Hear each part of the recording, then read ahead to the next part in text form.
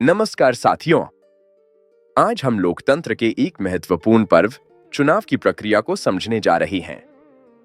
यह गाइड विशेष रूप से आप जैसे पोलिंग एजेंट्स के लिए है जो इस प्रक्रिया की सजग प्रहरी हैं।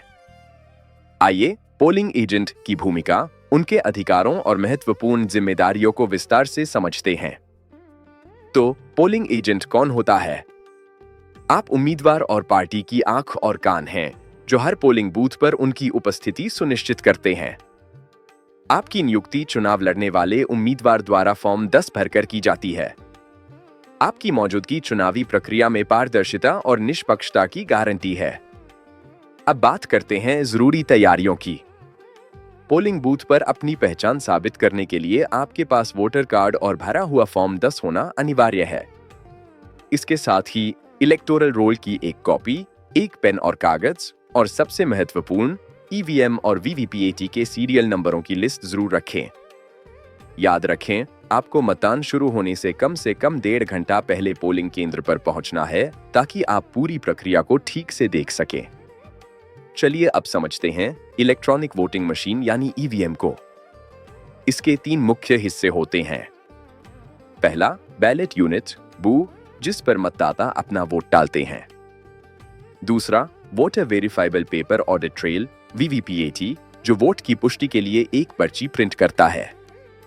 और तीसरा, कंट्रोल यूनिट सीयू, जो सभी वोटों को सुरक्षित रूप से संग्रहित करता है। इन तीनों का समन्वय ही मतदान को सफल बनाता है। मतदान शुरू होने से ठीक पहले एक बहुत ही महत्वपूर्ण प्रक्रिया होती है, मॉक पोल।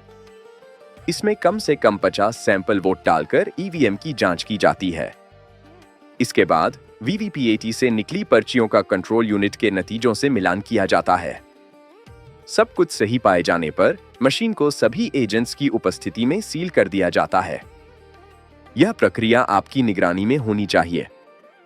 मतदान के दिन कुछ विशेष परिस्थितियां उत्पन्न हो सकती हैं, जैसे कि टेंडर वोट, जब कोई व्यक्ति किसी और के नाम पर वोट डाल चुका हो, या चैलेंज्ड वोट, जब किसी मतदाता की पहचान पर संदेह हो। और वीवीपीएटी में त्रुटि की स्थिति में भी आपको सजग रहना है। इन सभी प्रक्रियाओं को समझना और सही तरीके से संभालना आपकी जिम्मेदारी है। मतदान का समय समाप्त होने पर सबसे पहले कंट्रोल यूनिट का क्लोज बटन दबाया जाता है। आपको यह सुनिश्चित करना है कि डिस्प्ले पर पोल क्लोज्ड लिखा हुआ आए। इसके बाद ही ईवीएम के तीनों घटकों को डिस्कनेक्ट किया जाता है और वोटों का हिसाब रखने वाला महत्वपूर्ण दस्तावेज यानी फॉर्म 17C भरा जाता है। अंत में ईवीएम और सभी जरूरी दस्तावेजों को अलग अलग केस में सील किया जाता है। इस सीलिंग प्रक्रिया पर प्रिसाइडिंग ऑफिसर के साथ साथ आपकी यानी पोलिंग एजेंट की भी हस्ताक्षर होते हैं।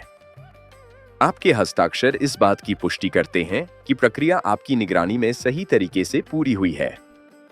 साथियों, एक पोलिंग एजेंट के रूप में आपकी भूमिका बहुत महत्वपूर्ण है।